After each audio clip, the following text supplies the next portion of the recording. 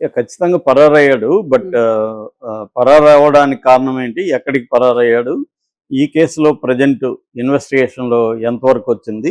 అట్లాగే దీనికి సంబంధించిన వేరే డీటెయిల్స్ ఎంతవరకు వచ్చాయనేది చూద్దాము. కేసు ఫైల్ అయింది కదా సార్? కేసు ఫైల్ అయింది.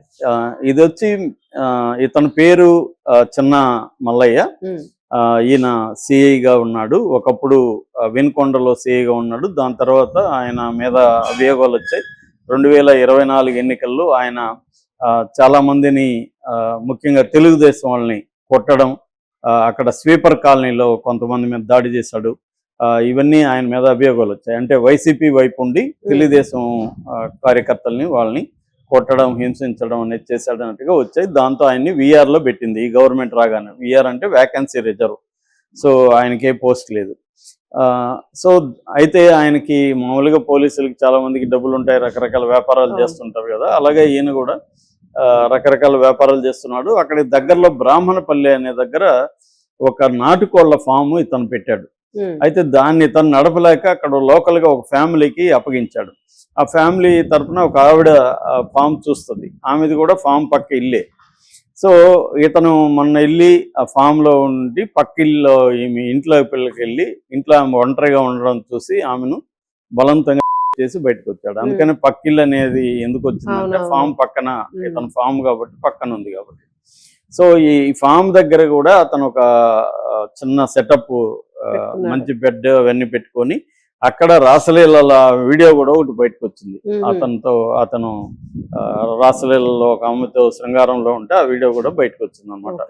సో ఇప్పుడు విచిత్రం ఏంటంటే అప్పుడేమో తెలుగుదేశం ఇతనికి యాంటీగా ఉండింది, ఇప్పుడేమో సాక్షి ఎక్కువగా ఎక్స్పోజ్ చేస్తుంది.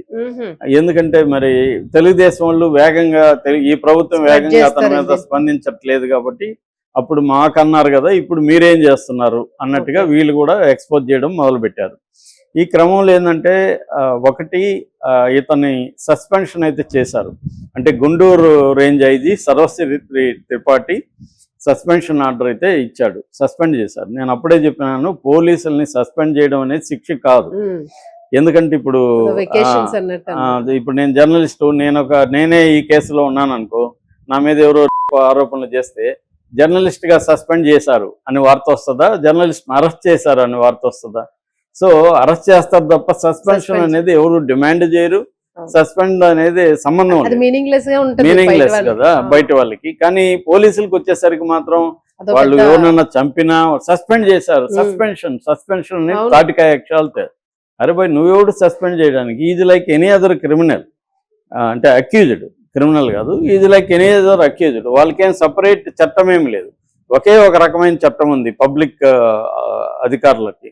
అది ఏంటంటే 197 సిఆర్పిసి లేదా ఇప్పుడు 218 బిఎన్ఎస్.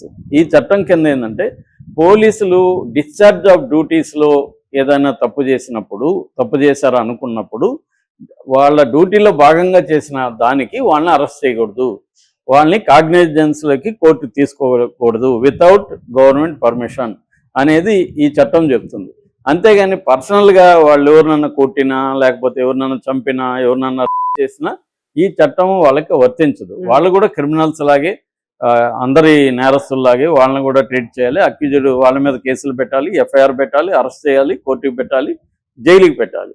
అది మిగతా అందరికి ఎలా వర్తిస్తుందో చట్టము వాళ్ళకి కూడా అంతే. సపరేట్ చట్టాలు అనేవి పోలీసులకు లేవు. కానీ ఉందేమో అన్నట్టుగా చాలా మంది అనుకుంటుంటారు. ఎందుకంటే వాళ్ళని సస్పెన్షన్ అని, లేకపోతే ఉద్యోగం ట్రాన్స్ఫర్. ఇంకా విచిత్రం ఏంటంటే ట్రాన్స్ఫర్ అంట.